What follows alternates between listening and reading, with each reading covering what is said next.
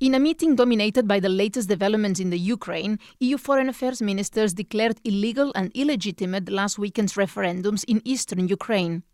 In the absence of any steps towards de-escalation, the Council decided to add 13 persons to the list of those subject to a travel ban and an asset freeze, bringing up to 61 the total number of persons subject to sanctions.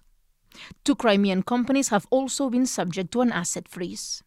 EU ministers discussed the main lines of the roadmap prepared by the head of the OSCE, Swiss President Didier Burkhalter: non-violence, disarmament, national dialogue and peaceful elections.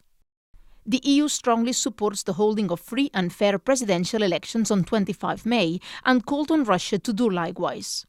To ensure this, ministers welcomed the deployment of the OSCE observation mission. The EU gives its strong support to the holding of free and fair presidential elections on the 25th of May, a real opportunity for the people of Ukraine to decide on their own future. Voters and candidates alike should all have safe and secure conditions across the country. The President of the European Council, Herman Van Rompuy, is travelling today to Kiev to intensify diplomatic efforts.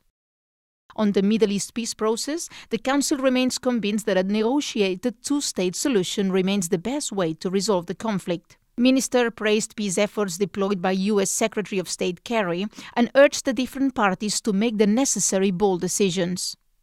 On Nigeria, ministers expressed concern about the increasing violence on the ground. They called for the immediate release of the schoolgirls kidnapped by Boko Haram and for those responsible to be brought to justice.